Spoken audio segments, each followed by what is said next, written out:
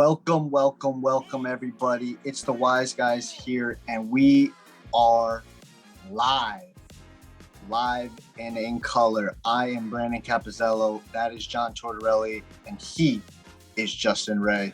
And we are here to recap Week 2 of the NFL season. I'm excited to talk to you guys. I'm definitely excited to talk to John about a certain topic. Tell me how you guys are feeling this fine Monday night. I'm feeling excellent. I'm watching the Buffalo Bills, my AFC favorites, whoop up on the Tennessee Titans right now. So life is good. Life is good. Sunday was a rough day, fellas. I'll just Is leave that it what at that until Let's just our leave it second at topic. that. We'll leave it at that. Okay. All right. Let's dive right into it, everybody. We are going to kick it off with the first game of the week, the Chiefs versus the Chargers on Thursday Night Football. The Chiefs came out with the win. I believe it was 27-24, if I'm not mistaken, off the top of my head. John, I'm going to kick it to you first.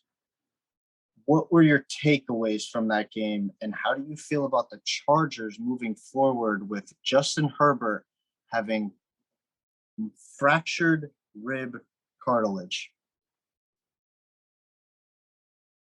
That is the biggest news, the biggest storyline of Week 2, and it's by far the worst. Last year, Tyrod Taylor, the whole reason, or 2 years ago, Justin Herbert became the starter is because his doctor, I think, punctured his kidney, right?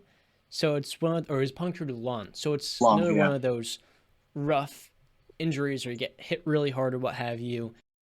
And now for Herbert, he's dealing with something not entirely similar, but in a way kind of is. And I think for the Chargers, do you know how long he's going to be out for? He's day-to-day right now. So Day-to-day? it's probably up to pain tolerance. That's just insane. Yeah. That really is wild. First off, for them, we could feel the lack of Keenan Allen in that game. Though Herbert was able to spread the ball around and he got Josh Palmer and co going, the Chargers' offense, for as much as they built up the offensive line, is lacking that one presence. I feel like maybe it's that deep burner over the middle of the field that Herbert could connect with to really open up the entire field for Los Angeles. And the Chiefs just showed us yet again who Big Brother is in this division. So Herbert, his touchdown pass, an absolute dart after leaving the game for a brief play and the following drive. I say hats off to that kid. The Justin Herbert, Patrick Mahomes matchups twice a year, it's going to be phenomenal knowing we're probably going to see them playing in the playoffs. And if it's not those two, it's going to be Josh Allen and like Joe Burrow. So football fans are in really good hands. Ultimately, it feels like the Chargers are still a step below the top dog in the West. You know, it's crazy, and I'm going to say something that's going to make Brandon very happy, is since we started this podcast, I've given Josh Allen a ton of praise. We've praised Joe Burrow. We praised Justin Herbert. But what I'm noticing is we're just praising guys for almost beating Patrick Mahomes. Like, this guy tends to always come out on top. Now his team is 2-0, put on an absolute show in Week 1. And here we go in Week 2, back against the wall, 17-17. Chargers are there, right there in the red zone, ready to take the lead. And boom, 99-yard interception taken to the house. And then now we're looking at it completely different. And I stand here on this Monday night saying, yo, these Chiefs will always find a way to win. We always use this saying, can and will, when I talk about teams failing. But this team in KC with Andy Reid as the head coach, they can and will find ways to beat you no matter what. So while I love Justin Herbert and I rave about him as a top 5, top 10 quarterback in this league and possibly a future MVP, if not this year, next year, maybe he's not ready for that. And it's too soon. It's only Week 2, but they play each other again. And I do expect the Chargers to have the upper hand here. Hopefully Keenan Allen is healthy. But man, I look at these Chiefs and I just keep on telling myself, they will find a way to win. How are they who's gonna be the one to knock them off the throne? Who really is? Cincinnati, I feel like after now going 0-2, just ran into some luck. We always watch playoff football, and you gotta who's gonna be the team to catch that head of steam, you know? And if it is the Chiefs that are rolling into the postseason hot, that is scary for a lot of teams in the AFC. So I will say, the one young kid that you mentioned, young quarterback you mentioned that actually did get past Patrick Mahomes is that kid Joe Burrow in Cincinnati. But for me, it's just, I mean, I'm not surprised. Why should I be surprised? I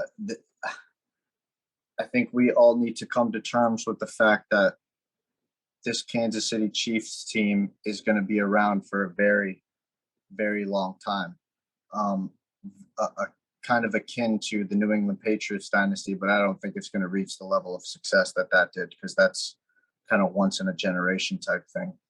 If it would have happened again, I mean, that would be ludicrous in my mind. But yeah, I mean, I'm kind of sick and tired of people doubting Patrick Mahomes and like being surprised that he's, doing this. I mean, down 17-7 in the second half. He drives down after getting the touchdown just put on him. He goes down, scores, makes it 17-14. I'm not surprised with Patrick Mahomes. Did we all not see it? I tweeted this and I said, why are we shocked about Patrick Mahomes coming back? Where has everybody been the past 4 years? Where were you in that Super Bowl against the Bucs where this guy's running however many yards? Go look at next gen stats. And he's running all over the field. This guy almost completes a pass. Well, he's diagonal in the freaking air. and come on. I give this kid props. I don't give him higher than Brady because and that's a whole nother argument and I won't get into it now. But one thing I have to say is when we talked about this on Thursday morning last week, I said Mike Williams has to have a great game, and he did. Eight catches, 113 yards, and a touchdown. He owned all the Chiefs DBs. I even tweeted on that insane touchdown grab that he had with one hand on Snead. I tweeted, wow, I was thinking to myself, these guys need to put what's his first name? Legarius or the Snead for the Kansas City Chiefs. He was first name.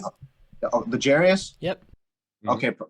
Look at me, dude. Legarius Snead. I tweeted. I was thinking they should put Legarius Snead on him. He's got the size to match up with him.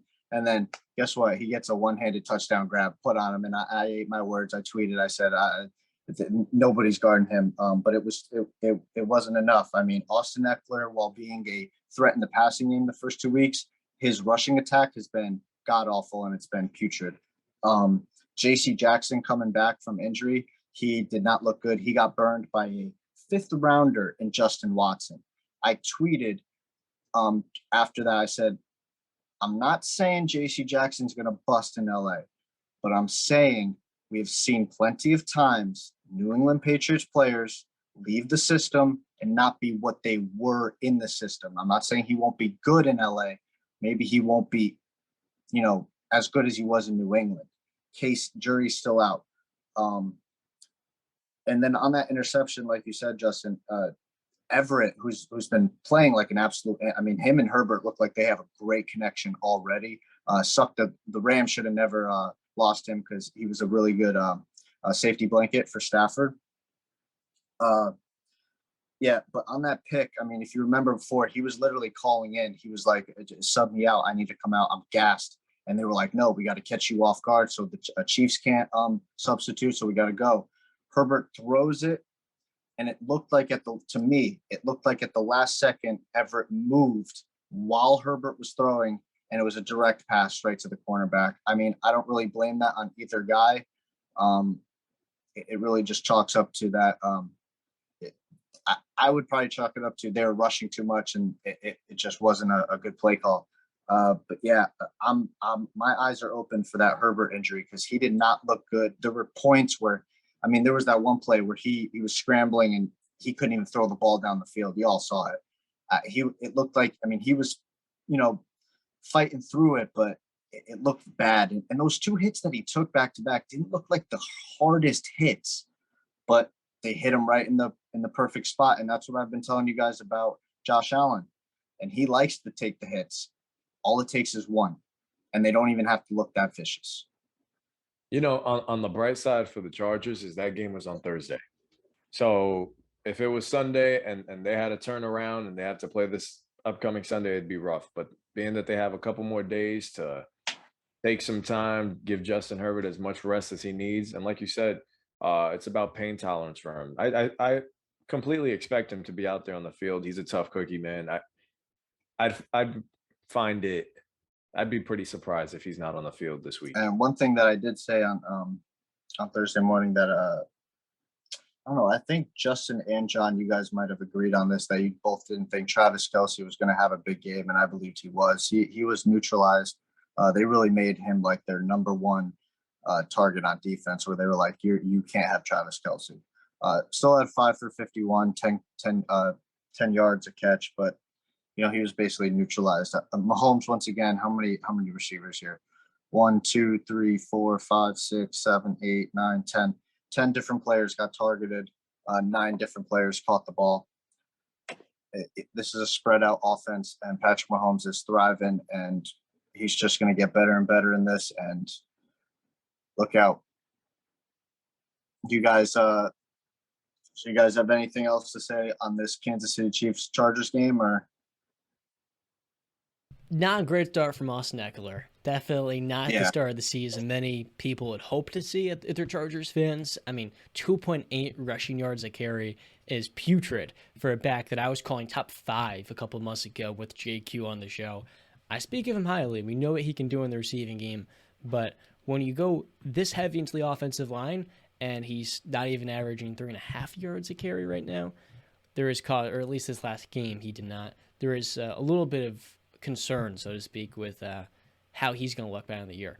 So with that being said, Derwin James had a ferocious hit on Travis Kelce. I think that should remind us that he is him, and Kelce wasn't in line for that monster game with him being in the fold. I said he wouldn't have over 100 receiving yards. You said he would, right?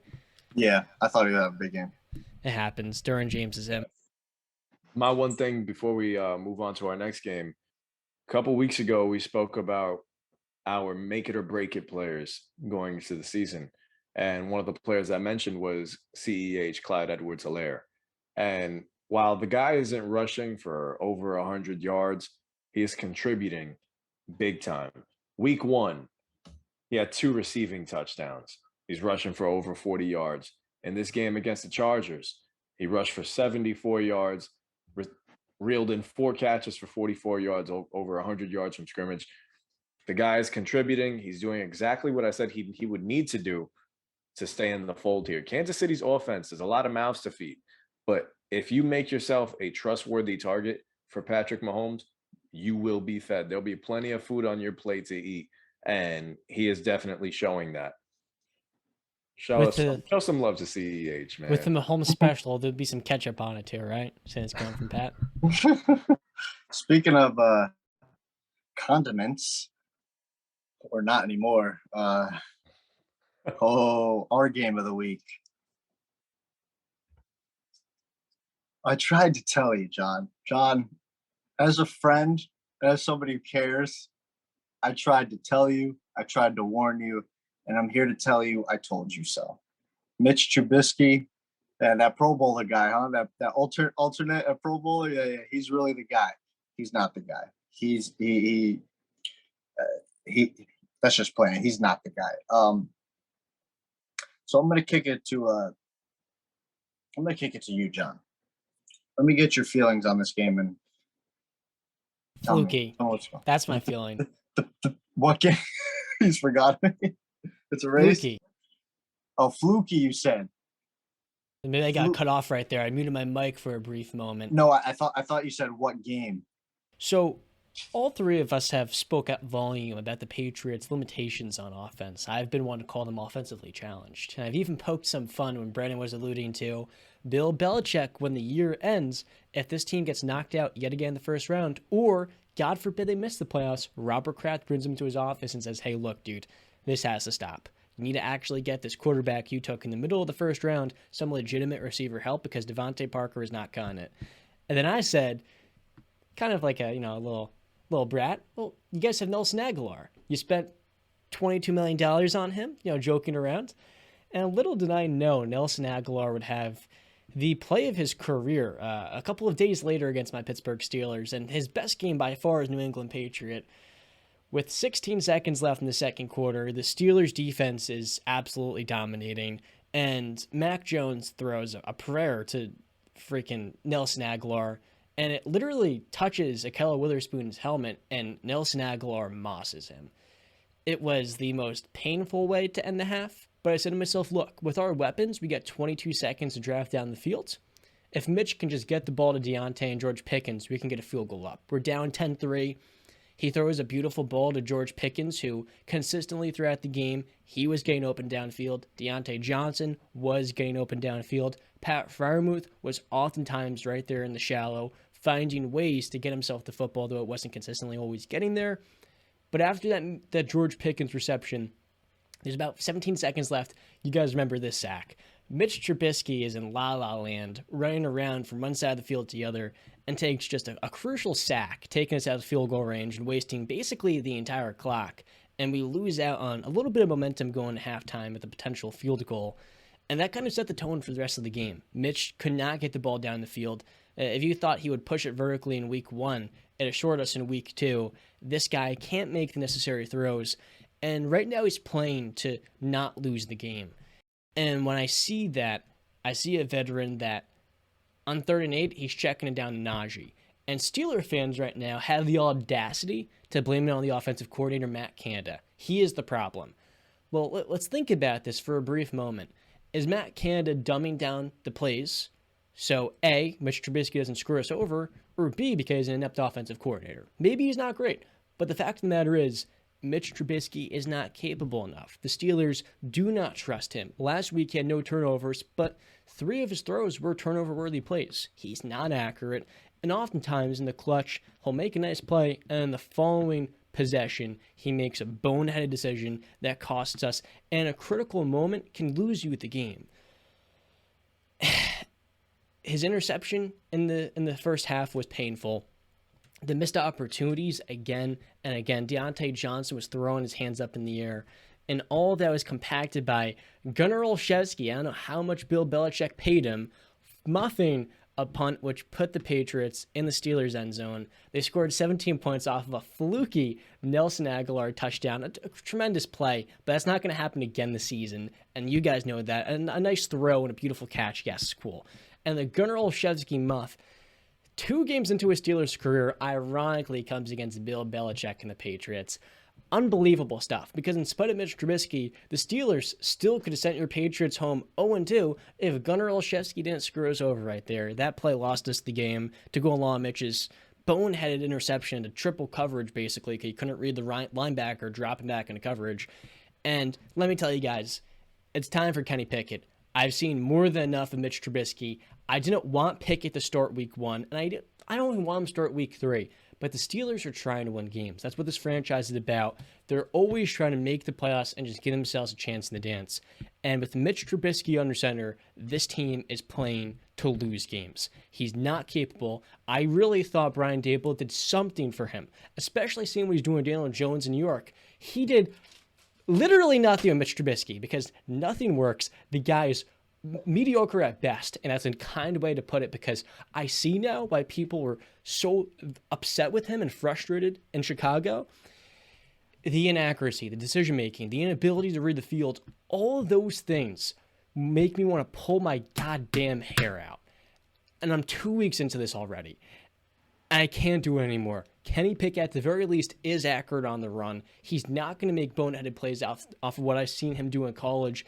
And most of all, he can bring some spark in this offense in the middle of the field and the intermediate game that Mitch Trubisky can't get going. So I say, for the life of me, he's not going to be benched on Thursday night against the Browns. But let me tell you, he better be holding a clipboard soon, because I've seen more than enough. I mean, we said it at the beginning of the season, bro. Me and Brandon said it. How could you win with this guy as your quarterback?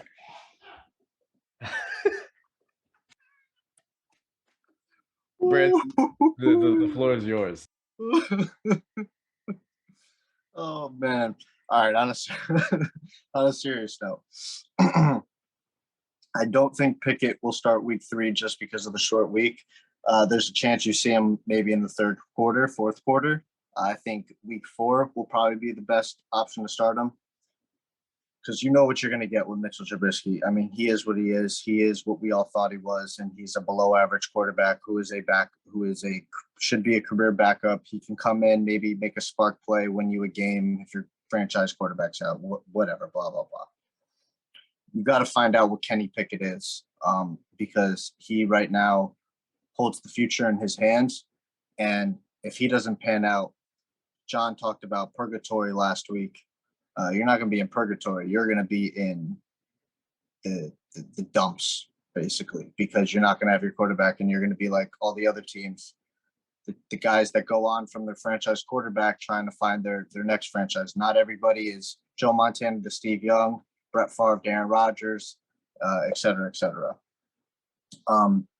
But now to talk on the Patriots and this game.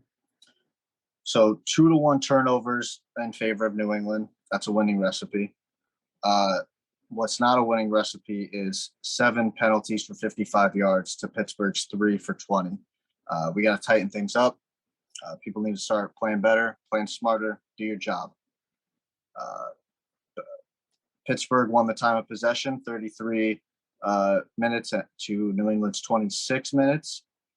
Thank God for Deontay Johnson. Yeah, I'll get to that.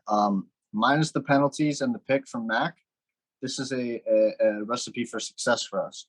We played what the New England Patriots is trying to do, which is run the ball, play great defense, keep the score close, and let Mac, matriculate down the field and milk the clock so the ball's not in the offensive hands. Obviously, you guys won time of possession, but it's still close. That pass to Aguilar, while it was a good pass, it was an even better play on the ball by Aguilar. I did not think he had that in him. What a play. I think that might be the play of his career. And I think this might be the last time we hear from Nelson Aguilar because I don't know if I see this in the future. Mac Jones and Jacoby Myers, they have a real connection, a legit one. Mac loves this dude. Nine catches for 95 yards. Jacoby Myers, while he doesn't find the end zone, he moves the chains. That's it. I could see him possibly having a big day one time this year where like a Brandon Marshall type game where he has like 18 receptions or something like that, where Mac just feeds him the ball. Our running backs did a good job. We had 21 for 118 yards. Big D Harris, 15 carries, and Ramondre Stevenson, 9. I like that. That's a recipe for success. That's mixing it up very nice. The O-line did a good job. Only didn't allow 1 sack. Had 3 QB hits. I know, albeit TJ Watt, the reigning defensive player of the year, is out. We still did our job and went out there, and our offensive line is 0 sacks. 3 QB hits, though, you guys got on this. KB, Kendrick Bourne, he was used more, but not enough for my liking. He had 2 catches for 16 yards, 4 targets, and his other 2 catches, he basically made the play. I mean, one he caught for like 15 yards or something. It was called back with the David Andrews holding call.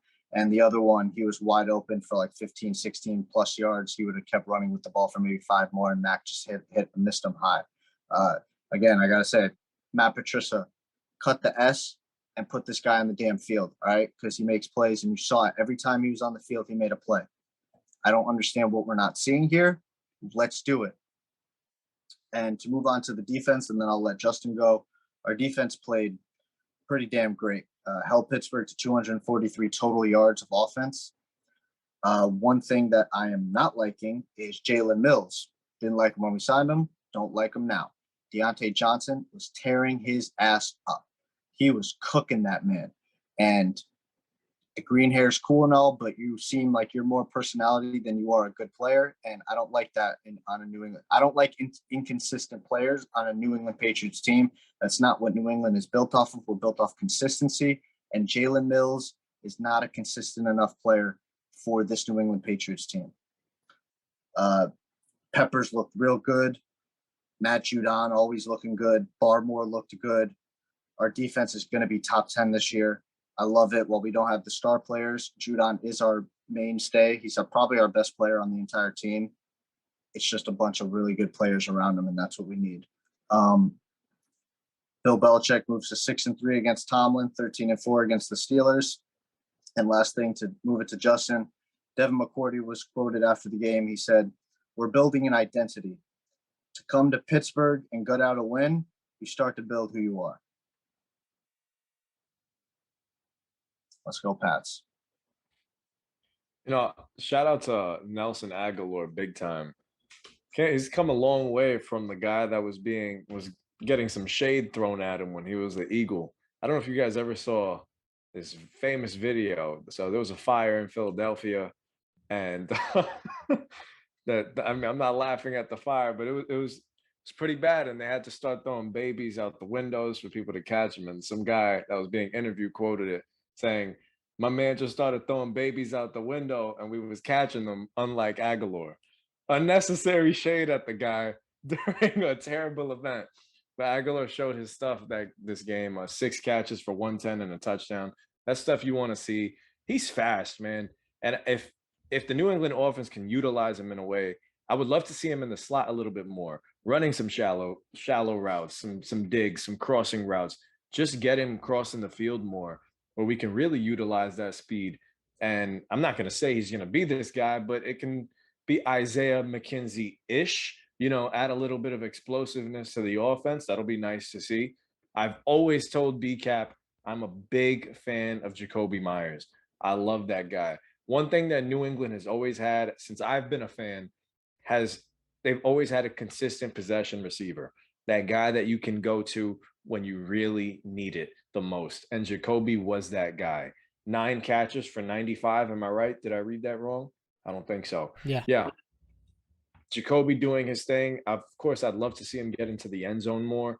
I feel like that's going to start to happen the more him and Mac continue to build this great connection that they have. I'm with you, BCAP. Kendrick Bourne still needs to be out there. He went from 2 snaps to 22, if I'm not mistaken, this week. Still need to see more. He's still explosive because guess what? Devontae Parker is doing an incredible job imitating N'Keal Harry. An incredible job. And I love that. So do me a favor. Let's please get Nelson Aguilar on the field. I mean, not Nelson Aguilar, Kendrick Bourne on the field. We know what Devontae Parker is now. If you can't get the deep ball to him and he's not going to make the play on the deep ball, get him out of here. I'm sorry. Get your explosiveness in there. Kendrick Bourne needs to be out there. I was going to touch on something else. And John, I'm sorry to break it to you, bro. Your buddy Mitch was never going to be that guy, and I know you knew that. Don't call my buddy. Don't call my buddy. He was your boy for a little bit. I know you knew he wasn't going to be the guy, but as a fan, and we all buy ourselves into this, the hope, the what if he has one of those years like he had in Chicago in his second season when it was Matt Nagy that became his head coach right away. You hope that you would see that version of Mitch, but guess what? Even that version of Mitch still didn't have the IQ to lead a team to new levels and new heights. Your best bet, Pittsburgh's best bet. I'm with you guys on the short week. I don't think we're going to see Kenny Pickett unless it's an absolute disaster of a game that you have to throw him in there. But the chance already started. The chance already started in what once was called Heinz Field. The chance of starting for Kenny, and I could see it happening. If there's any time to bring him in, it would have been here. But since it's a short week, you bring him in against the Jets, go up against a backup in Joe Flacco. Yep. And even though the Jets are riding pretty high after this past weekend, that's still your best chance just to, get the gears turning a little bit. Throw him in there, see what you got in Kenny. We know what Mitch is. That's not going to change. Mitch is a great backup quarterback. Sure, keep him there. And I don't even, and you know what? You're right.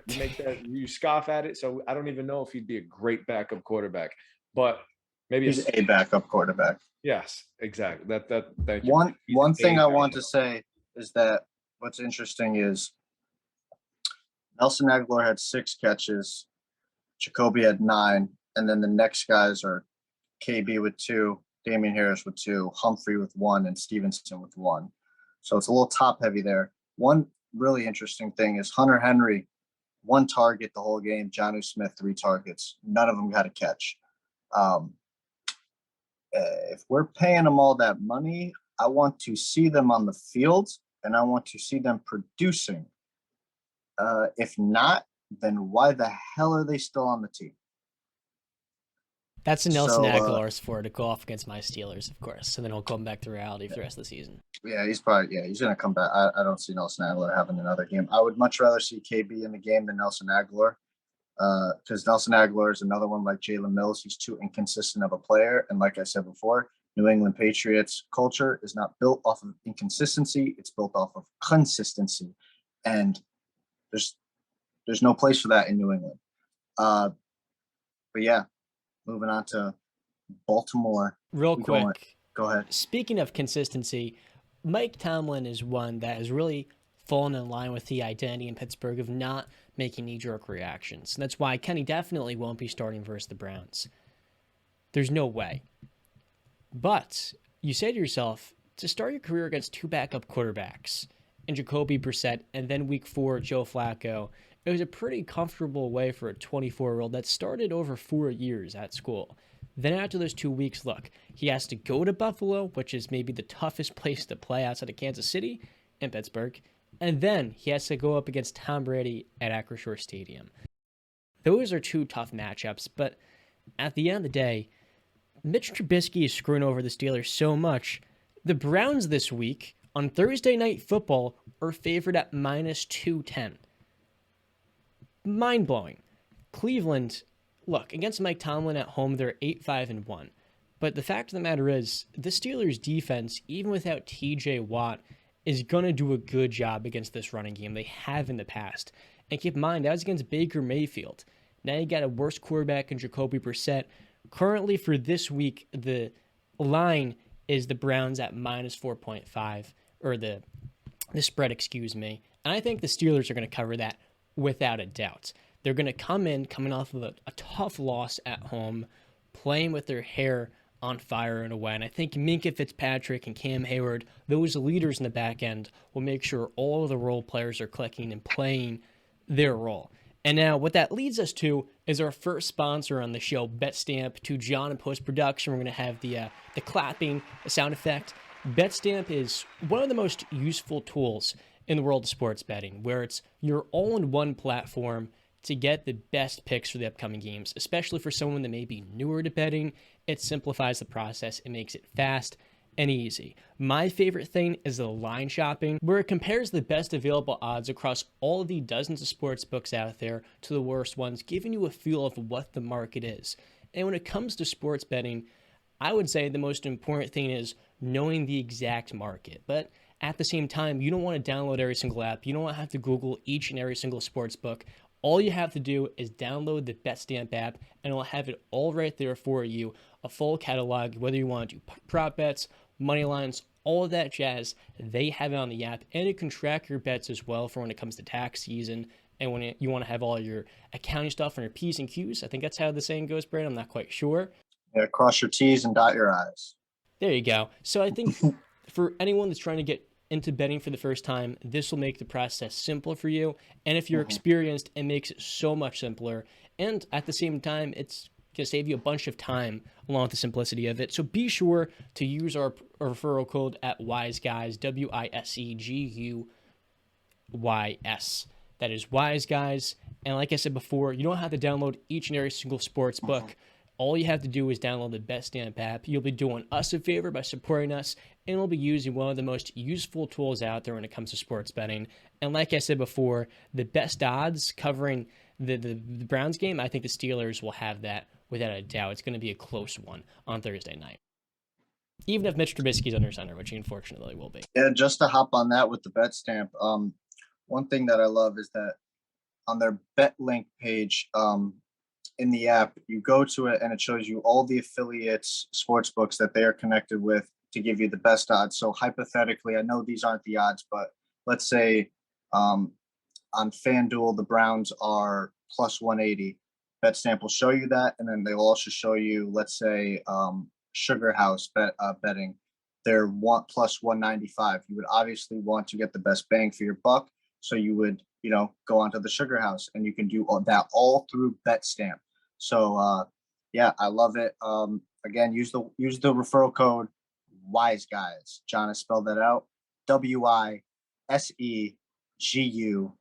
Wise Guys. For a second there, I almost misspelled it and I had to pause for a brief moment.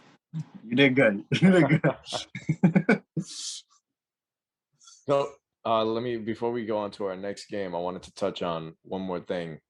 I was a little mean about my Patriots, and Brandon thinks that I'm a fake fan sometimes, probably because I've been so kind to the Buffalo Bills, yet so harsh on the Patriots. In week 1, we took on the Miami Dolphins.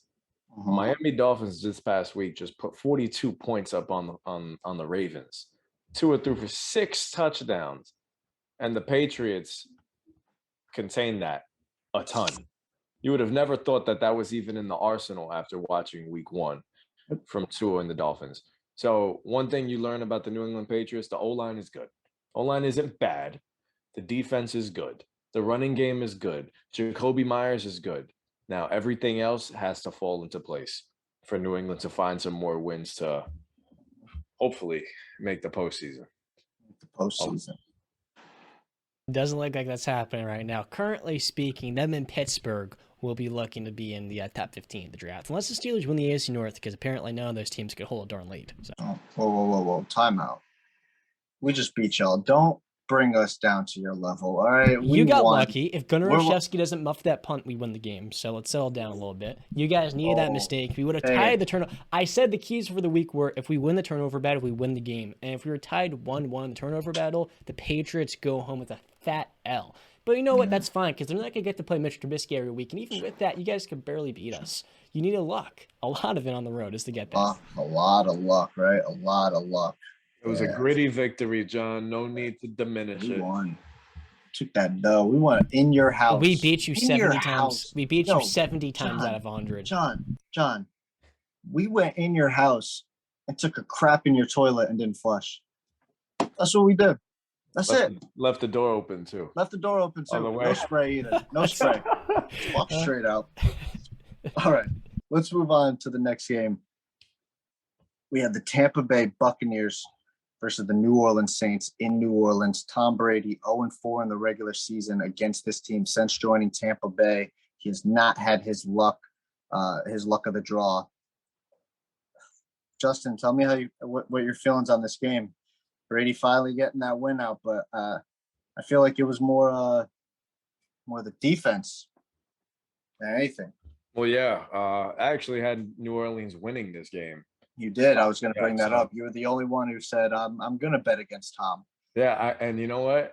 I was sitting there last night talking to my girlfriend about some of my picks, and I was like, I messed up. I bet against my Patriots, and I bet against Tom.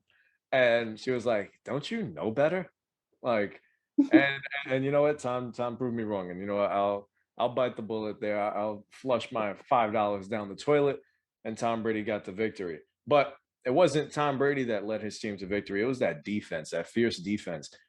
It was so funny hearing some of the quotes from after the game. I'm trying to remember who said it, but they took a shot at Jameis Winston saying, he played in this offense. We know him. We knew he was going to give us the ball.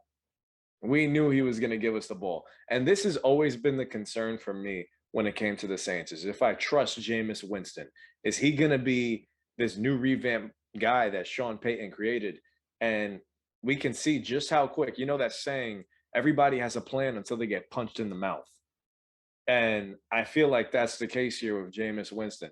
You go in there with a plan, things aren't looking good. They had a 3-0 lead, if I'm not mistaken, for quite a while. And you get a little antsy. Once Tampa scores. You get even more antsy when they score again. And Jameis Winston has to go into this hero ball mode where he's prone to mistakes. And you don't need to do that in this offense, which is the thing. You have Michael Thomas there. He's a big possession receiver. You don't need to go and bite the bullet long, but you just got to be smart. You have a very good team. You don't need to force the football, but that's Jameis Winston's game. He's going to force the football when he really feels like he needs to most. And when you give him all the toys as well. Yeah, dude, he gave the game away there. He gave the game away. But I am concerned about one thing. The Tampa offense does not look nearly as explosive in the last 2 weeks. Nowhere near as All right. explosive. And it is a concern because while the defense is elite, you don't find it to be a concern? Let me take it here, John, because I'm gonna what would the word be? Quell, is quell the right word? I'm gonna quell your concerns. I might be using that wrong. Whatever. I'm not a aficionado when it comes to words, but the offense is fine. I mean, all right, so back-to-back weeks they have played 2 top 10, top 5 defenses, and one of them being the New Orleans Saints, who we've gone over the history with Brady in Tampa Bay, has just given him the most in absolute trouble. I wouldn't say the Cowboys are top 10 defense. Cowboys have a very good defense. So when you got that, ask the Bengals. That's what I'm saying. I mean, listen, I think so. I mean, you got Micah. I think very highly of Trevon Diggs. Van Der Esch is still very good. DeMarcus Lawrence is still there.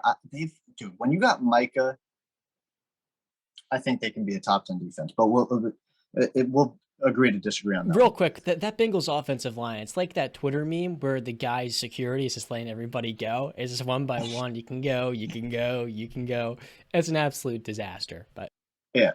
But yeah, for Justin, they played the Dallas Cowboys defense in week 1, especially with Donovan Smith going out and having even more offensive line troubles. Chris Godwin goes out in the first or second quarter with the hamstring injury. He's going to be out a couple of weeks. And then moving on to this game, Julio, he's out for the game. Chris Godwin's obviously out for the game. So they're without 2 of their top targets. And then you got Donovan Smith didn't play the left tackle. And I said, you're playing the New Orleans Saints defense, which is giving you a lot of trouble. I think, listen, Tom Brady has built a career off of not worrying about these explosive and insane numbers that you guys are so accustomed to with these young quarterbacks, right? He's got the dubs. The offense will come with it. He'll most likely put up MVP numbers throughout the season. It's going to get better. He's had 2 tough matchups, and he's got the Packers next week, which is even another tough defensive matchup. But I think they're going to be just fine. They're going to be without Mike Evans next week because he got ejected, which I wanted to touch on.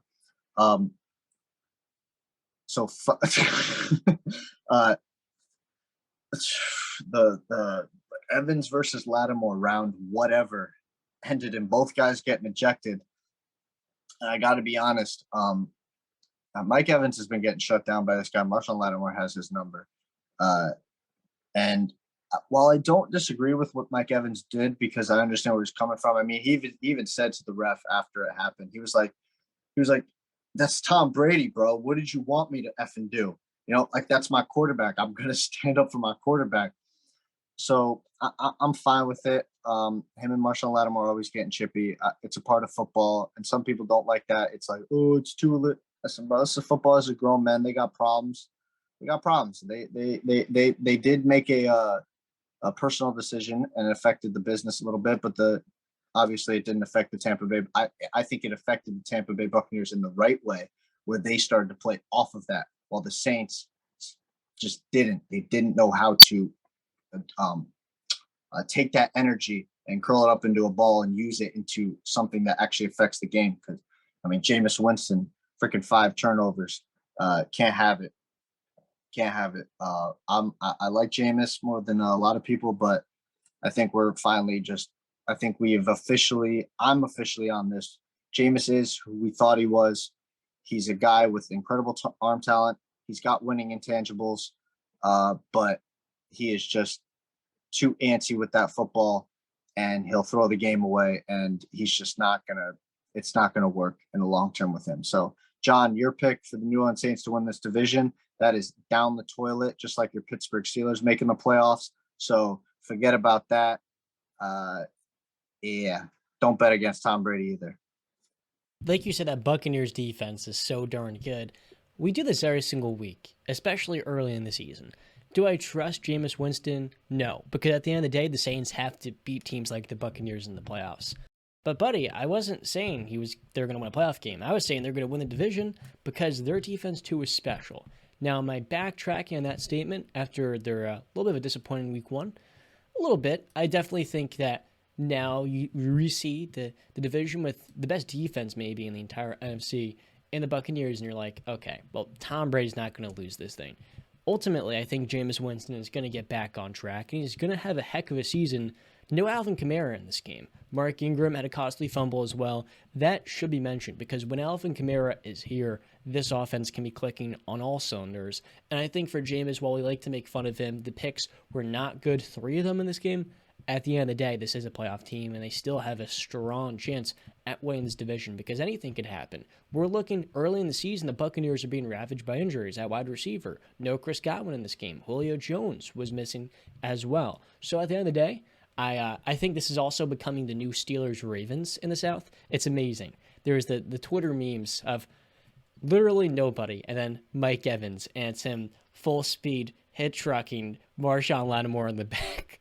It's awesome. I think that the chippiness, I'm going to stand up for my guy, every team needs it. And now Jameis Winston is on the other side of that rivalry. I think it's a very cool storyline where once Mike Evans was on his side, now he's on the opposing team. So it's cool. I love it all. And I think at the end of the day, I'm not out on the Saints. They're going to be a playoff team this year. I wouldn't panic, but they're not winning a playoff game with Jameis. Yeah. Last thing on the Bucs. I love that they won this type of game because it shows me that they can win in different ways. We know they can go toe for toe with teams. You got Tom Brady.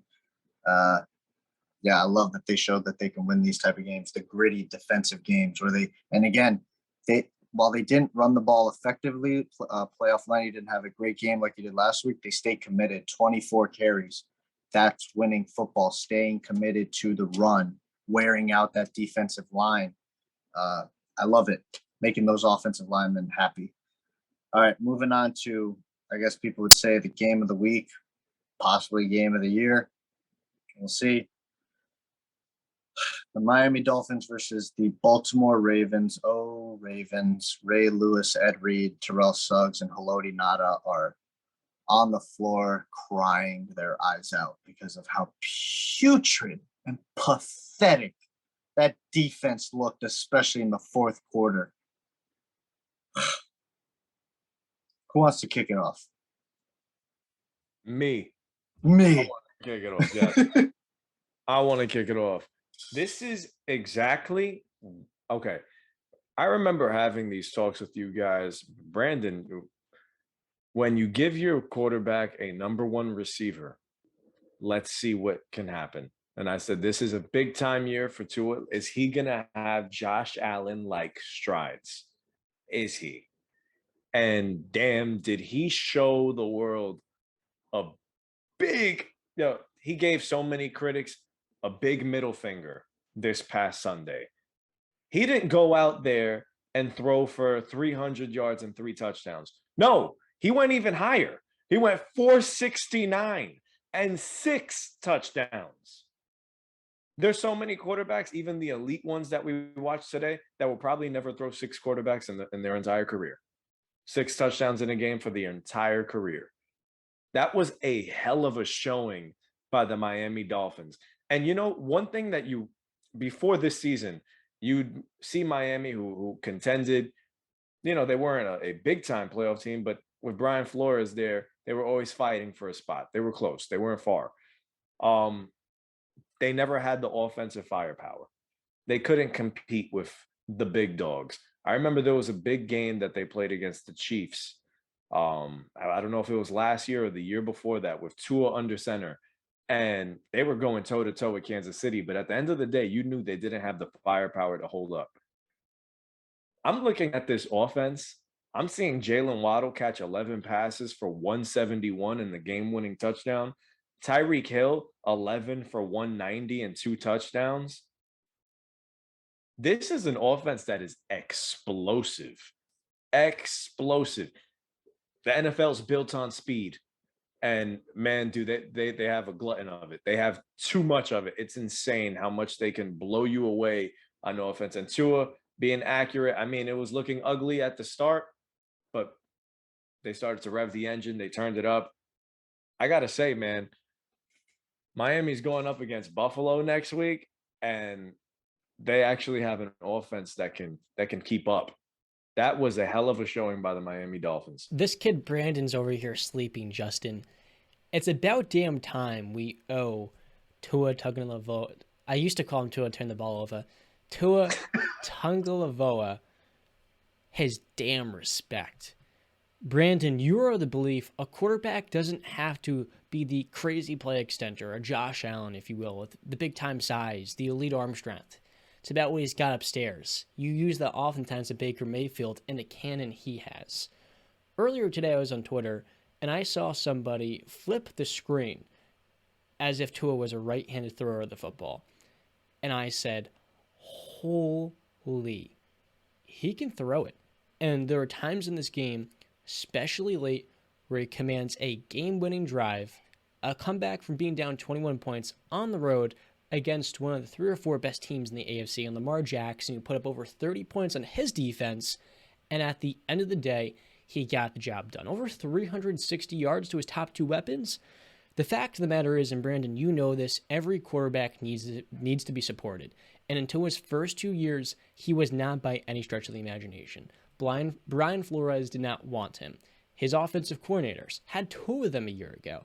And outside of Jalen Waddle and Mike Gesicki, he had no weapons, especially in the one game Waddle missed last year. I think it was one. It was like Devontae Parker, he's not even healthy. So he's got nobody to really get going with an offensive line that was hell-bent to kill him. This year, he has an elite receiver number 1, an elite receiver number 2, one of the best receiver number 3s, an awesome tight end in Mike Gesicki, as a receiver at least, and a fairly okay offensive line after adding Teron Armstead and Connor Williams. With all that being said, we're seeing you don't have to be a Justin Herbert to be a franchise quarterback. Herbert, yes, he is bigger, more athletic, and more talented than Tua. But at the end of the day, the Dolphins in the last 11 games have the best record in the entire NFL.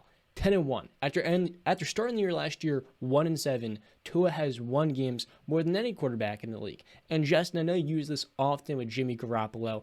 I see a lot of similarities between the 2 quarterbacks. Very athletic, very good, definitely not very athletic, very accurate, good ball placement, and generally speaking, they get the job done. Tua last year was up there in turnover-worthy plays, but this year we're seeing when he has the weapons and the guys that are threats to opposing defenses, those short to intermediate routes, they're being hit. He's decisive and quick in his reads. And when the deep shot is there, he is connecting. And keep in mind, Brandon, this is 2 weeks in with a brand new head coach and a brand new offensive coordinator. The best thing ultimately that's going to happen to Tua, like any young quarterback, is getting the proper offensive play caller. And in Mike McDaniel, I really think he saved Tua's career. At the end of the day, all of these franchise quarterbacks have potential. The difference is the ones that are supported and the ones that succeed. And Tua is going to win games. He's going to lead his team to the playoffs. And with a slate of the Bengals and the Bills next week, he's going to show us on prime time against Cincinnati and in these division games, the Dolphins have a damn chance. We saw them be all right for years with Ryan Tannehill and all these other mediocre quarterbacks. Tua is a good leader, more than capable, and most of all, he can get the job done with the insane offense that they have built. And at the end of the day, they beat your Patriots last week.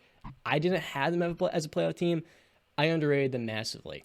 At the end of the day, by the end of the season, we're going to be looking at this Dolphins team as the most fun offense in football. And it starts with the guy under center.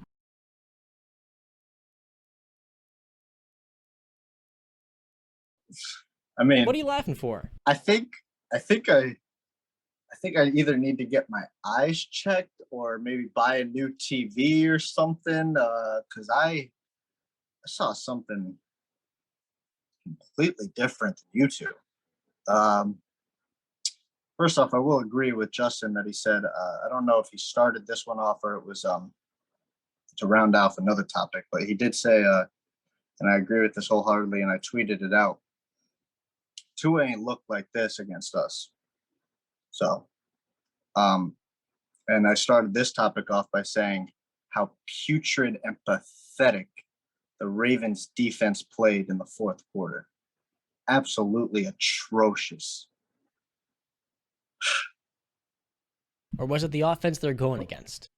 So on that 48-yard touchdown that everybody's so in awe about, like, oh my God, did you see that? What a pass. Look at him. Oh my God. And John referred to it. He looked at the flip play, which I also watched. And again, I guess I got to get my eyes checked because I saw something completely different. And I don't know how nobody's seeing this. He underthrew that ball. It's not about arm strength. It's about timing with a brand new receiver. Timeout? What do you mean timeout? I stayed completely quiet while you guys had your little soliloquies, okay? He underthrew that football. Go back and watch the play. If Marcus Peters doesn't give up at the end, the tail end, that's an easy bat down, possibly an interception with how good Marcus Peters is with his hands. He underthrows the football. Hill has to slow down and stop to catch the football. Okay? So that's one. Two, the game-winning touchdown to Jalen Waddle on a number 5, another guy named Jalen Armour Davis. Again, not a very good throw and not a very good read. The defensive back mistimes the back. He has it played, like he sees it, and he just whiffs and completely messes that play up. I will tell you this, though. I believe in Tyreek Hill. I believe in Jalen Waddle. And I am a believer now in, Mike McDaniel, right? Yeah, Mike McDaniel. I was about to call him Mac McDaniel. Mike McDaniel. I'm a believer in him now. Okay. I like his, I don't know. I like the aura he brings off. He's very, he was getting trashed the whole off season. I wasn't really trashing him. I was just, like, I don't know about you. I have to see. And I've seen, and I think he's doing a very good job, a hell of a job. But I still don't believe in Tua Tagovailoa. I don't think you're going to see this type of game again. And if you do, again, it's going to be Tyreek Hill and Jalen Waddle. It's starting to look like what it looked like when he was playing with Alabama with all those first-round picks and where everybody was wide open. Yeah, where everybody was wide open, okay? It's like throwing a hot dog down a hallway. You ever heard that saying before? After watching Mitch Trubisky this week, I think I'd take Tua Tagovailoa any day as my starting quarterback. Tua Tagovailoa. Tagovailoa. Yeah, Tua Tagovailoa. All right, if you're going to be a fan, at least get his name wrong. I'm the one here who's less on him, and I know how to say it. Okay. But I will say for the Ravens offense, I mean, Lamar played phenomenal. He couldn't have played any better. 21 of 28, 318 yards, 3 touchdowns, and 86 QBR, and he had 9 carries for 119 yards with a touchdown in that 75-yard run that he had. But this defense, I mean, the Ravens defense really gave this game up. I'm very disappointed in the Ravens defense because they had the game won. You're up 28-7 in the fourth quarter, and you blow it, in my opinion. I'm very disappointed in almost all the AFC North teams, to be honest with you. And that's not really a shot at you, John. It's just I'm disappointed in all their performances. But yeah, Tua is you guys can praise him all you want, have this recency bias. Call me back in a couple weeks when he's come back to earth. I don't think it's recency bias. The hate we gave him was because of the production. But now, Brandon, he is producing at a very high level. Currently, yes, in 2 weeks, he leads the NFL in passing yards. It's probably not going to sustain itself. But like you said, at Alabama, he showed he can go off with the weapons. Like any quarterback, if you can put the weapons around them and they thrive, as Tua has done the last 2 weeks. I mean, against New England, he had a pretty good game. Sure, it wasn't a convincing one like it was last week, but I mean, you throw for almost 500 yards. You're doing something right. And this last week, you saw him come back from being down 3 touchdowns, and the way he was able to galvanize his team and make necessary throws, it speaks volumes. It does. Because at the end of the day, not every quarterback can do that with the talent. I think many can. Ryan Tannehill, if you put him here, this is probably a playoff team still. But it says something that this guy has won 10 of his last 11 games. He's winning, and he's producing around what he's been given. I mean, Justin Herbert, he has one of the best offensive lines in football, a top 6 running back, and 2 high-level receivers. Tua now, he has 2 high-level receivers, a worse offensive line, and a worse running back room. So if he's producing near a similar level to Justin Herbert with talent that is not that much better, truth be told.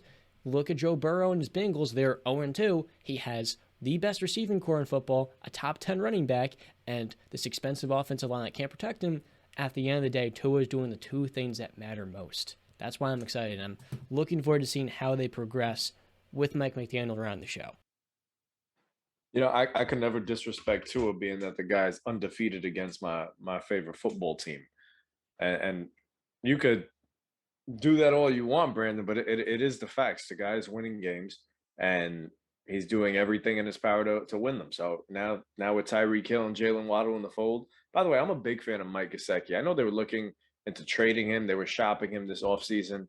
Keep that guy in the fold. What an athletic freak. Did you see that touchdown in the back of the end zone, him getting his 2 feet down? The gritty was even better. The gritty was hilarious. That was the longest gritty I've ever seen in my life. But you got to give credit where credit is due. Yeah, it was. But you got to give credit where credit is due. Miami balled out. Yeah, Baltimore's defense did not show up for the fourth quarter, but Miami's offense did. So, and that's just football. Just got to give credit there. I tip my cap to Miami. Lamar Jackson is still the MVP player that we all expect him to be. Yo, that's a game that Baltimore's like, yo, we're going to have to pay this guy a lot of freaking money. A lot of freaking money. The longest rushing touchdown in his career. The rushing game behind him does need to step up a lot. No way his next highest rusher is 3 rushes for 16 yards. Come on. J.K. Dobbins needs to get healthy, needs to be out there in the offense for them. Rashad Bateman has stepped up, is looking like a number one. Mark Andrews is still Mark Andrews. Baltimore is going to be fine. This was an ugly game. They're going to look back at this one, and they'll fix everything up. Baltimore is still going to go on a run here. I'm a big fan. So I won't worry too much about them, but Miami, high hopes. That might be the game that costs Baltimore the division. I know it's early in the season, but that's a game the offense was phenomenal, and at the end of the day, they crumbled. And due reason, the Dolphins have a filthy receiving attack. But, I mean, you just can't lose a game like that if you're trying to win a Super Bowl. And ultimately, that is the Ravens' goal. Yeah, and the road just gets tougher for Baltimore. They're going to Foxborough next week. Then they got Buffalo, and then they got a divisional matchup against Cincinnati. So we'll see what they're really made out of in these next 3 weeks. Yeah, again, Tua Tagovailoa, color me not impressed. All right, moving on. Game of the year is not impressive. What was that? Game of the year is not impressive? No, he was not. To me, he was not that impressive. You guys still, was that not an underthrown ball to Tyreek Hill? What's Baker Mayfield's record? Time out. Why are you bringing Baker into this? Because you use Tua. I think the reason you don't like Tua is because of, one, his durability, and 2, his arm strength. But he's making the throws, and you're a big Baker guy. Baker is more injury prone than Tua after Tua's hip injury in college. And beyond that, Tua actually wins games. So you can have fun over there losing 12 games a year at Baker while Tua's in the playoffs. Wins games. He wins games. Tua wins more than Baker. Yep. Baker doesn't win games. Tua's 15-8. And keep in mind, his first 2 years, he had a franchise that didn't believe him and was basically out to kill him with a horrible pass. What is it, 1994 since the Cleveland Browns won their last playoff game and Baker Mayfield was the quarterback to lead them to do that? That's not winning. That's losing, right? Well, for 3 of his 4 seasons, he had a losing record. So, okay. And for his 4th of his season, he now has a losing record. He can't even beat the Giants. Let's see. Let's make it 6 different 6 years, 6 different coaches, offensive coordinators, all in flux. I mean, how are you set up for success when everything's just changing like around Tua, you? champ? Just like Tua. And through that all, he still won games. And you know what? Baker's a winner. Yeah, his winning percentage in his career is below 500. 29-32. Tua's 15-8. Okay? So settle it down, boss. I mean, let's be honest. I mean, you brought up Tua. You brought up Baker. You don't want to bring up what happened in game 1 and the phantom calls.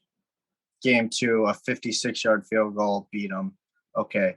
I tip my hat to you, New York Giants. Congratulations. Graham Gano made a 56-yard field goal for you to just barely beat the Carolina Panthers. And they're gonna continue to win more games with Daniel win. Jones, buddy. What a great win. Yeah, Daniel Jones won't be the quarterback of the New York Giants next year. I can promise you that. Well, if the way it's going with the Panthers, it seems like Baker Mayfield's not going to be a starter. Baker don't want to be there anymore because freaking Matt Rule is going to get himself fired with these terrible calls. CMC has not been playing like CMC. Yeah. Justin, and so you hear this? Remember when he said CMC rushed for 100 yards. Time out. Take away that 50-yard run that he had that was late, and what did he do? Nothing. Okay. All right, he did nothing. Regardless, like I told you last week about Baker, if you don't perform well early, you can't expect to win. You just can't. That's not true at all because it's not how you start; it's how you finish. Yeah, that's all right. Yeah, it's all right. That's fine. Yeah. And Baker Mayfield finished with 145 passing yards. Bravo. With a wide receiver number 1 and an elite running back. Yep. 2 fumbles early in the game, huh? We don't want to bring those up, though, right? That's football. That's football. Oh, it's football. It's football. It's football. Of course it's football. That's what we're talking about. It's football. We fumbled the ball. If you're a 12-win team, you find ways to win. All right. I love how you're holding me to this 12-win team when you know my initial prediction was playoff bound. They were going to be the 7th seed. I don't give a F what their record is. They're going to make the playoffs. That was my prediction. I don't know. I don't know, John. It's not looking like it, Chad. It's all going downhill already. John, are your Steelers going to win 10 games? Tough schedule. Yeah. It's hard when you pick those games, all right? It's hard when you say something and then you pick the games and now things are playing out. My initial prediction with Baker, I could give a F less about what wins they make. As long as they are in the playoffs, my prediction was right and I was right. I think the Panthers are going to be 1-6 going into their matchup with the Falcons. Yeah, and real quick, I put my money on Mike Tomlin, elite defense. You put your money on Matt Rule. So. I didn't put my money on Matt Rule. I put my money on Baker. And your boy Mike Tomlin actually wanted Baker Mayfield in there. So I would – yes, he did. Yes, he did. Go check reports. Go check how he talks about Baker Mayfield. Go ahead. Yeah. No. Yep. And you would take Baker 10 times over Mitchell Trubisky. Yeah. I would take about 26 other quarterbacks over Mitchell Trubisky. Maybe 35. Yeah. Baker's got playoff one. All right. Moving on. Tua, not impressing, Brandon. Oh, by the way, yeah. Since we're on the Baker topic, the last 2 weeks, the team that I picked to be better than the Panthers, hasn't looked that bad.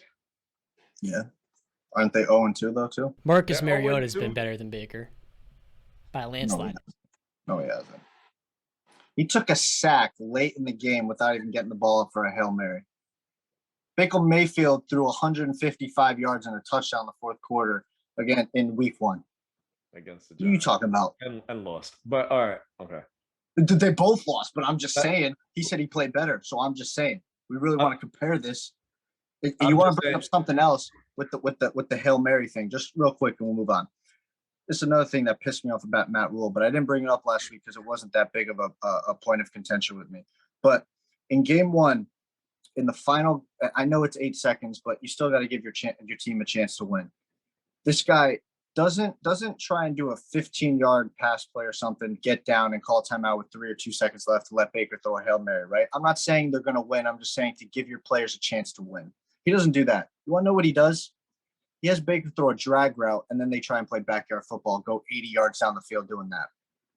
Game 2, right before halftime, they stop him. I think they sack Daniel Jones. 22 seconds left. He doesn't call a timeout so they can get a chance at a punt return. No, he lets the clock run out and whatever. Belichick was the complete opposite of that. Did he not stop? I think this was the Pittsburgh game, unless I'm getting it mixed up. The Pittsburgh game before half, he stops the clock and he gives his a team a chance to return the ball. I believe, if I'm mixing that up with the Dolphins game, I'm sorry, but it just shows you that Matt Rule is going to get himself fired, and that's fine by me. But moving on to whatever topics you guys want to talk about next. I know John wanted to touch on Trey Lance and some other things. So, John, let me kick it to you. Go ahead. Tell me what you're feeling about the rest of this NFL Week 2 has played out. I'm so excited and upset here at the same time that I can't even speak. One of the most disappointing storylines of the week was Trey Lance injuring his ankle on a tough run, third of his the game for him, and he's gonna have to undergo season-ending ankle surgery. Now, Justin, you're mentioning it, I think it was on Monday or Thursday morning actually, how the 49ers are a bit relieved that they keep Jimmy Garoppolo. That is their saving grace, because if they didn't keep Jimmy, their season would be over ultimately. And I think for Kyle Shanahan and John Lynch, they looked at Trey Lance's playing style, the way he was lowering his shoulder week 1 against the Bears. That's your starting quarterback that last year, without even starting, was undergoing multiple injuries, a finger, lower body injury as well. And so as a full-time starter, it probably wasn't going to be much different. And obviously, I'm not saying that Trey Lance injury-prone player, but in a way, his play style can be reckless for a young guy that only has one full season of starting experience post-high school. That is it for a 22-year-old, and that inexperience is kind of what led to him as the 49ers starting quarterback, learning on the go, figuring things out. And tragically, his ankle injury, which was gruesome the way it turned, it's going to cost him a full year of development. And when he comes back next year, who knows? Maybe Jimmy Garoppolo plays well enough to the point where it is an open competition and the team's now all in on Trey. And it kind of leads me to the thought, when this team traded multiple first-round picks to get the third overall pick in 2021, the reports were, and in my opinion, I think the 49ers leaked this, that they were interested in Mac Jones, or Kyle Shanahan was more specifically. The better thrower of the football, the better pocket presence with a little bit more maturity coming out of Alabama. And John Lynch, according to the reports, was saying, we got to get Trey Lance. Now, keep in mind, Justin Fields was also on the board as well. And all of us at the time were saying, well, why would you trade up to number 3 if Mac Jones would have been there at your initial pick in the top 10? It doesn't make any sense. Surely enough, they go with Trey Lance.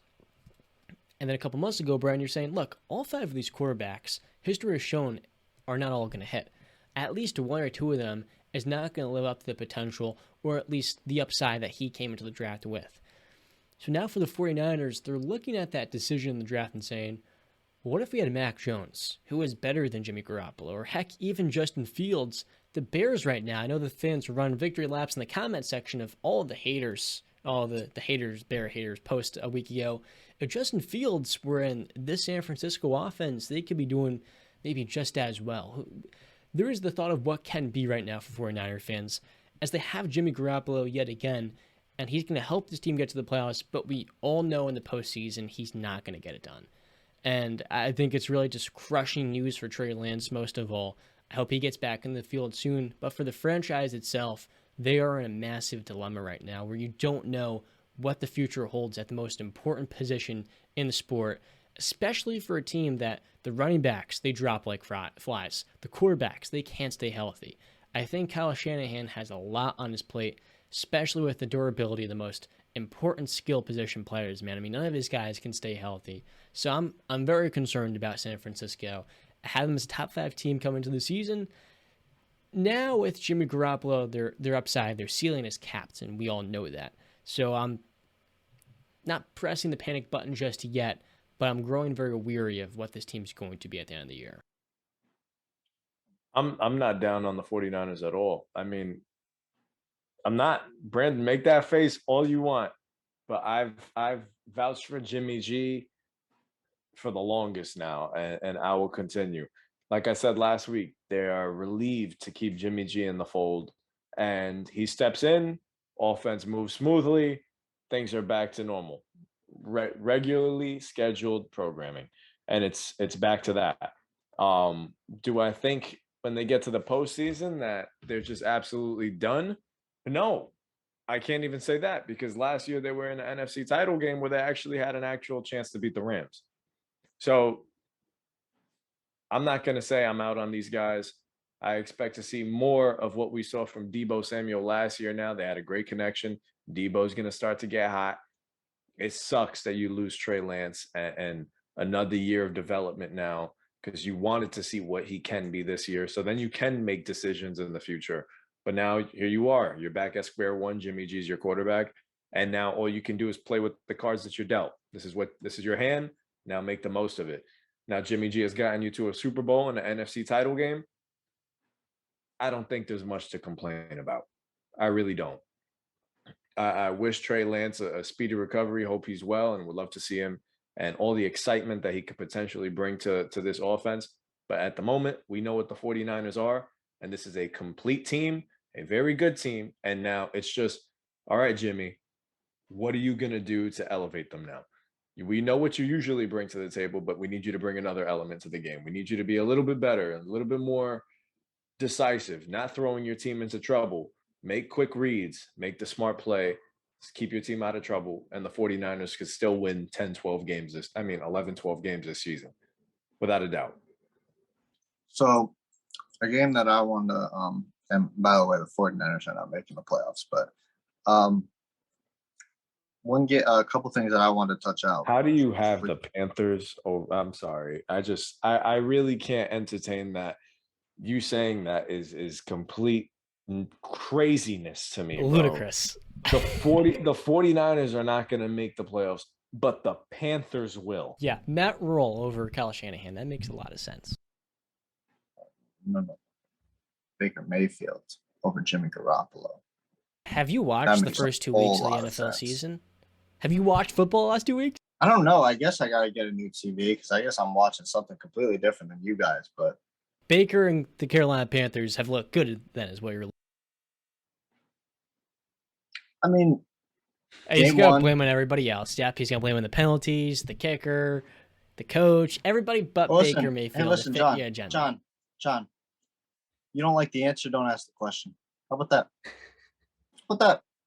So let me move on to something else. You guys want to bring up Baker again? I was trying to move on to I wasn't going to bring up Baker. Let's move on. I just know that I went 2-0 against you guys this week. John, my Patriots beat your Steelers, and Justin, the Broncos beat the Houston Texans. So, 2-0. Barely. Barely. Still got dub. So a couple things I wanted to touch on from this week. I'm not hitting the panic button yet on the Indianapolis Colts, even though they did get shut out and blown out 24-0 by the Jaguars. And that's another thing John was wrong on, and me and Justin, more Justin because he talked me into it. Jaguars look like they are either going to be the number one team in this division, which is going to be the shock of the year, or Indianapolis, which I think is going to happen. They're going to figure it out and become the number one team in this division. Now, I did see a stat, and I need to pull this up right now. I wrote it down right when I saw it. 18 teams started off 0-2 since 2020. None of them have made the playoffs. That's a little worrying for the Indianapolis Colts being 0-2. But there's always that outlier, and I think that they can figure it out. Obviously, Michael Pittman being out, Alec Pierce being out, the receiving corps was just devastated with injuries. If they don't figure it out, then I think this going after the older quarterbacks method that Frank Reich and the Colts have taken is starting to look like that is the wrong move, and you need to go out and get a young guy or somebody that you believe. I mean, and here's just to jump off to the next topic, the Broncos. Well, I did get a victory over Justin, and I questioned this before the season started. I didn't like Russ to the Broncos. I just thought there were much better options for him. Indianapolis being one, Minnesota being another. Hell, even Miami, because this was before the season. These are great hell, John's Pittsburgh freaking Steelers would have been a hell of an option. I'm starting to think that I was kind of right with my worriness on him going to Denver, because I think everybody was saying Denver was one quarterback away, and I think Denver lied to everybody, and they were not a quarterback away because they have a lot more problems than we initially thought. This is not like Peyton coming to Denver where they were one quarterback away. This is they got a lot of problems, and the head coach, Nathaniel Hackett, is way in over his head. He is looked befuddled. How do you not give Russell Wilson the chance to win the game, 4th and 5, and you trust your kicker to kick a however many long yard field goal. It's just, that's ludicrous. It's stupid. It's stupidity. Yeah, I don't like that. So those are two things that I'm keeping my eye out. The Bengals starting off 0-2 is another one where I have them number 1 in the AFC. This O-line, I think it's got to be a combination of everything. Because the O-line has good players on it. They're good players. Maybe they don't mesh well. Maybe the coaching is not good enough. Maybe Burrow is holding the ball a little too much. Maybe it's everything like I think it is. I think it's everything mixed into one pot. And something needs to be figured out because, like I said last week, Zach Taylor, this finger, you will be pointed at. So things need to fix. And last thing, the Arizona Cardinals, while they had this magnificent comeback and great win, whatever, blah, blah, blah. Oh my God, look at Kyler Murray go. It won't be sustainable. That's not sustainable winning games like that. So don't get used to that, Arizona Cardinals fans. You guys are, yeah. All right. So I mentioned earlier today that I owe the Arizona Cardinals a public apology. No, you don't. And it's not saying that this is going to be a good team. I owe them a public apology because I crapped on their defense so hard, and their defense is the reason they won that football game. Down 20-0. I think they were down 21 points at one point. So I think it was 20. Whatever. They were down 21 at one point, and they ended up coming back. They were down 20 points at one point. It was 20. Yeah, they were down 20.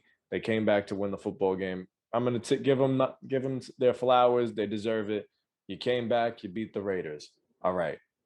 Now let's get back to normal. There still won't be a good team, but I'm going to give them their respect. They played their hearts out. Kyler Murray threw an absolute dime for a touchdown late in the game. I think it was the touchdown to AJ Green in the back of the end zone. Was it that one? No. Am I wrong? All right. I feel like I'm right.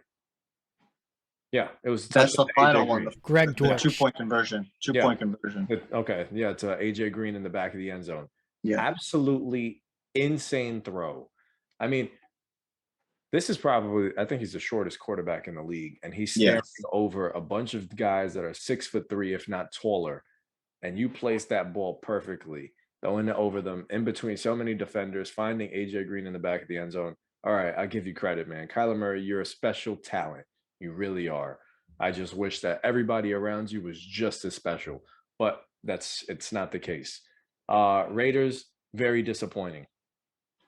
This has been a very disappointing start to their season. I had them beating the Chargers. I think we all had them beating the Cardinals this week. So all in all, not too proud of how they started the season. Could only hope that think things are going to go up from here. It can't be any worse than this. So I think they'll improve. But the game that I wanted to touch on was the New York Football Giants stealing another victory, starting 2-0.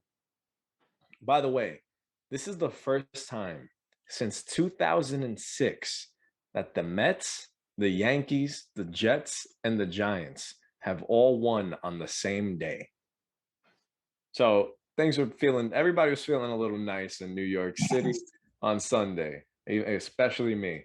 But yeah, Giants go 2-0 to start. While Daniel Jones is not spectacular, Giants are playing winning football. They're playing tough football. And you can see that they have, some personality playing under Dabble. So I love it. But I got to ask you guys something. Call me crazy. But the Giants have an insanely favorable schedule. They're already 2-0, beating the Panthers and beating the Titans. They got the Cowboys and Cooper Rush on Monday night. Now, I'm not taking the Cowboys lightly, but if there's a time that they can beat the Cowboys, tell me it's not Monday. Am I right? Are you asking just about that game or in total? No, I'm going to ask, but am I right about that one? I know where Justin's That's a going toss-up. with this. It's a toss-up game. It's a toss-up. Okay, but if there's one to win, it's that one. Then you got the Bears coming into your town. You can beat the Bears. Now, you probably have 2 losses here against Green Bay and Baltimore. But then you got the Jaguars, the Seahawks, the Texans, and the Lions. I'm just gonna say the Giants might have four or five wins at the end of the stretch, and we might be looking at the NFC East a little bit differently. We all came in there with our favorites. We went Eagles, we went Cowboys, I went Giants, and then Commanders. Just But say the Giants with this schedule, I don't know. Just say it. The Giants could win this division. No. I'm sorry, JQ. I'm sorry, JQ. No, Daniel Jones will throw you into trouble. Week 1, Saquon Barkley completely took over the game, and I will agree the defense has been playing absolutely incredible the first 2 weeks.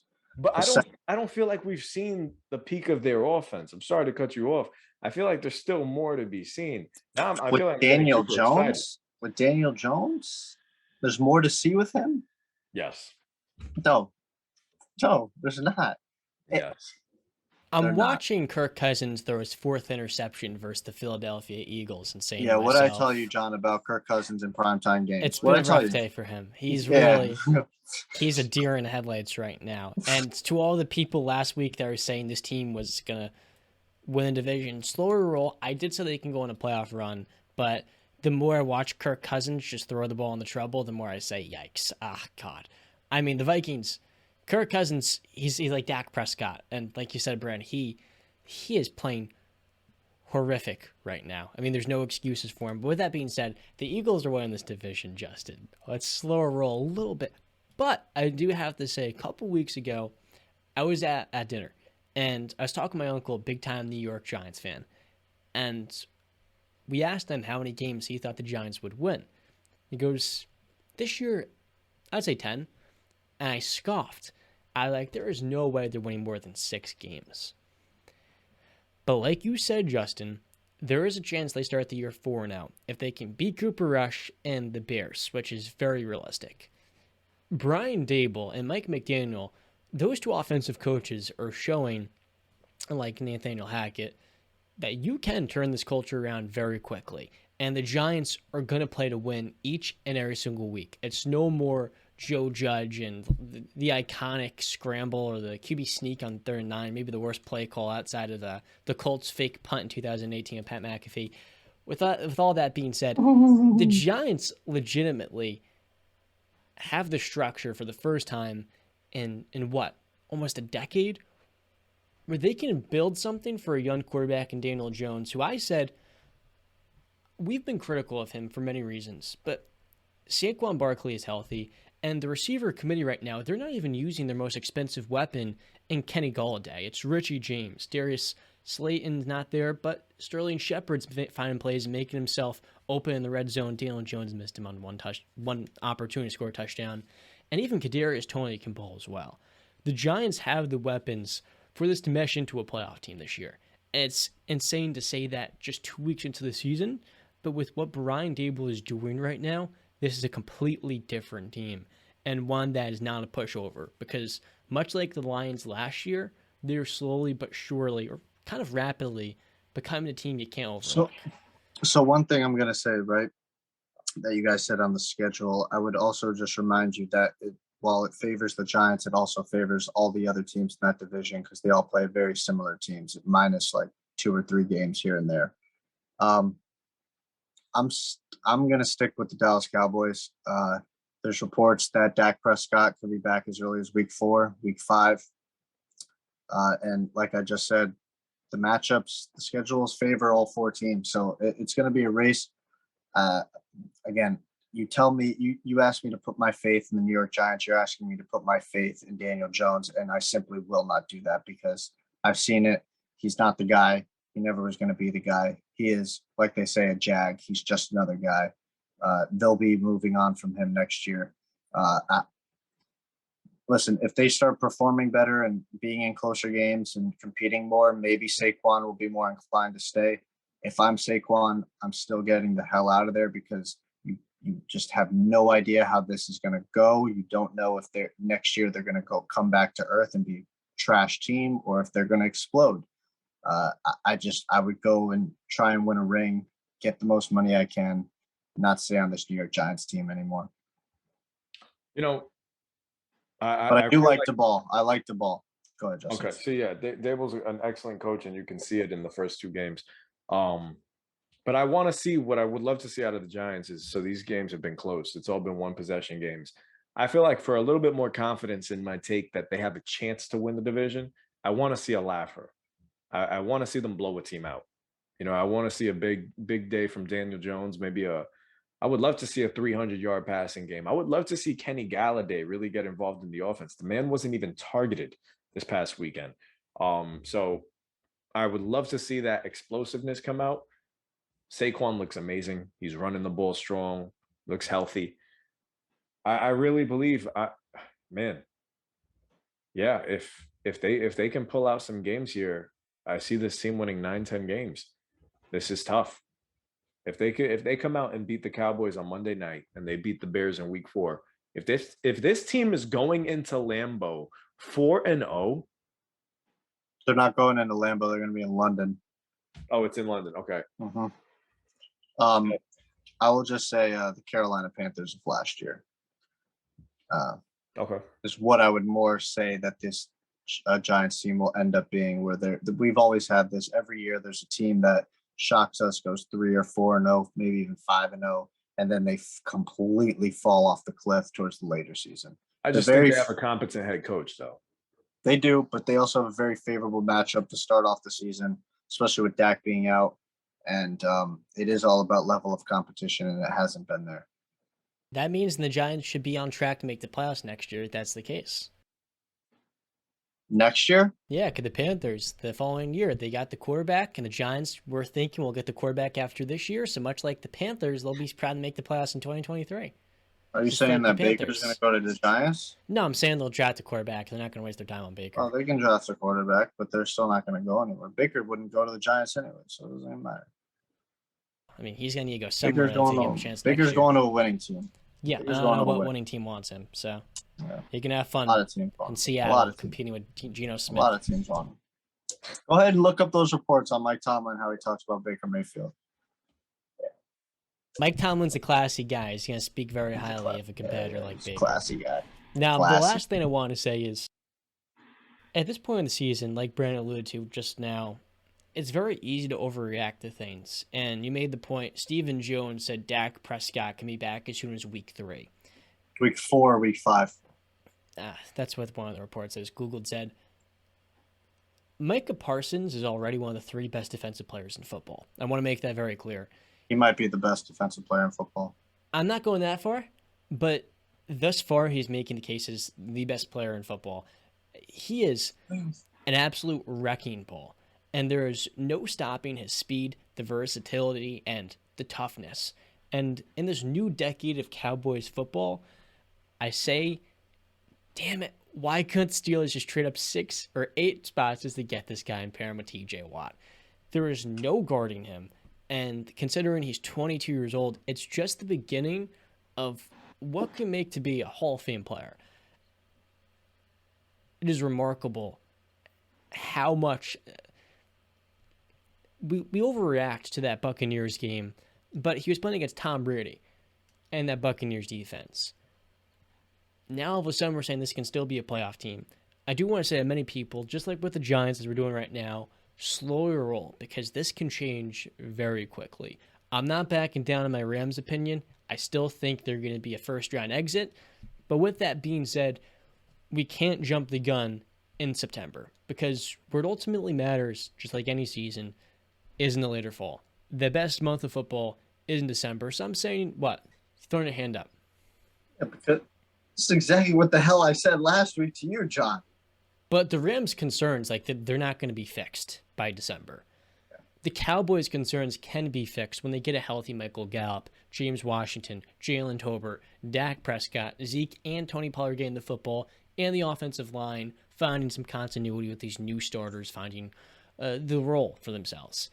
With the Rams, there's literally no depth there. I don't see anything changing with the offensive line, and nor on the back end either. The Rams are the Rams. They're not going to repeat by any stretch. I don't see them winning a playoff game.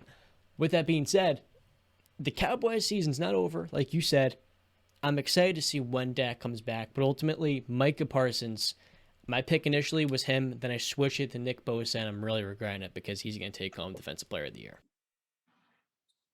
Yeah, I forget who I picked for defensive player. Oh, sorry. Oh, I had Micah Parsons. So, yeah, I'm sticking with that. Since you guys mentioned awards, when we was talking about Offensive Rookie of the Year, I picked Kenny Pickett, and while it's left to be seen what exactly he will be because he hasn't started a game yet, I'd love to give some recognition to one player that is going to put the league on notice, and I think this Sunday he really did. Garrett Wilson of the New York Jets, Ohio State product. The kid looks like an absolute stud. One of the best receivers that came out of the draft, and he's making an instant impact in the Jets offense. I mean, 4 catches for 52 yards in week 1. Nothing to glorify, but, he contributed, and he should have caught a touchdown that game, but Flacco overthrew him. And then this Sunday, what a coming out party. 8 catches for 102 yards, 2 touchdowns, 1 being the game-winning touchdown. What a show that kid put on.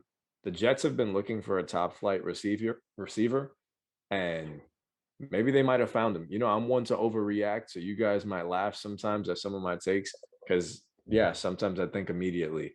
But what I've seen from this guy in these early 2 weeks, it's definitely something that Jets fans should be extremely optimistic about, the same way they were optimistic about Elijah Moore last year.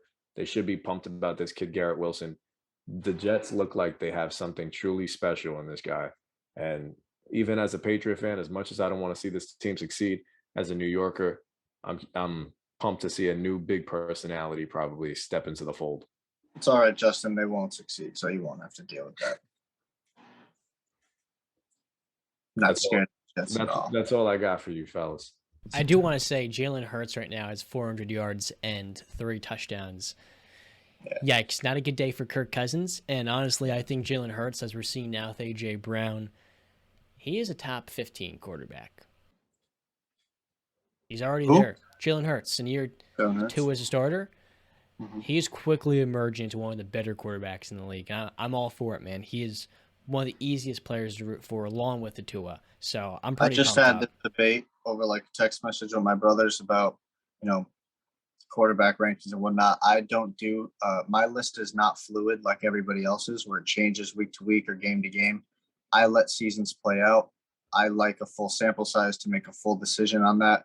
And even then, I might even give you another year to turn it around before I even make decisions on that. Because I don't like this whole, oh, Tom Brady's the best this year. Oh, no, now it's Aaron Rodgers this week. Oh, no, now it's Josh Allen. Okay, now it's Patrick Mahomes. Okay, now it's Justin Herbert. Now it's this guy. Now it's that. I don't do that.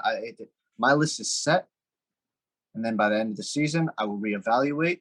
And then I will see where it goes from there. But one thing I do say on this Monday night, the Bills blew out the Titans 41-7. You want to read Josh Allen's stat line for me? So far.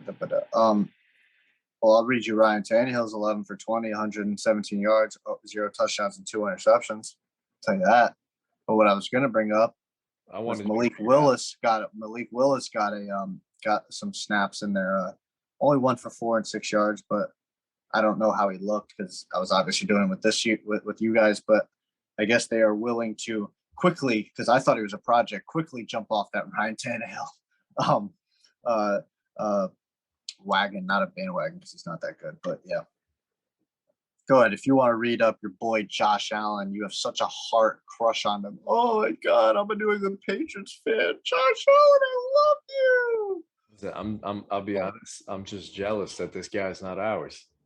I wouldn't want him to be ours. Oh, you're absolutely nuts. You're absolutely nuts. Today, Josh Allen on Monday night for the world to see continued what will be an MVP season. Wow. No, I didn't know. 26 for 38, 317, 4 touchdowns, 0 interceptions. Big goose egg? 0 interceptions. And guess what? He only had 1 carry for 10 yards. Only 1 carry. Wow. And he won by 35 points. I didn't know this Tennessee Titans team was the 85 Bears. Well, they were the number 1 seed last year in the AFC Bus. Oh yeah, they were the number 1 seed. I was talking about the defense now. to absolutely shred a team like that. A team like that. Tom Brady can never do what Josh Allen is doing. Physically. Josh Allen's never put up numbers like Tom Brady, okay? Well, he is right now. I'm just talking physically. I'm not even trying to troll. Oh, physically. Okay. And then on the mental side upstairs, he is taking over games. So when you have the combination of those two things, we're watching one of the most special quarterbacks in NFL history. The size and the talent all together. And like Justin said, he wasn't running and putting his body on the line tonight. He was just dazzling. I mean, no turnovers as well. I'll take Mahomes day and night. Okay, that's fine. But Josh Allen is right there. They're neck and neck. They're neck and neck. Like I say, there's levels to this, and I think Patrick Mahomes is on that level. Truly do. But that concludes this little heated show of our a little heated. There were some jabs taken at my boy Baker that were unnecessary, but it's unnecessary to kick a man while he's down. All right, damn it, have some freaking decency, guys. Okay, but that wraps up episode number 27. That's right, I said 27 of the Wise Guys podcast. Hope you guys enjoyed it. Enjoy week 3 coming up. We will have previews out for you guys on Thursday. Don't forget to like, subscribe, comment. Go check out BetStamp, referral code WiseGuys. That's WISEGUYS, Wise Guys at BetStamp. Go check them out. It'll help us a lot because it'll let them know that we sent you guys to go check them out. Like, comment, subscribe, share the content, tell your people about us. We love the interaction. Follow us on our socials, Wise Guy Pod. John will have that in the links in the description below. Follow us on our socials, our personal ones. They'll be on the screen. And yes, I have been Brandon Capizello. That was John Tortorelli. And he was Justin Ray. And until next time, Justin. Hey, classy.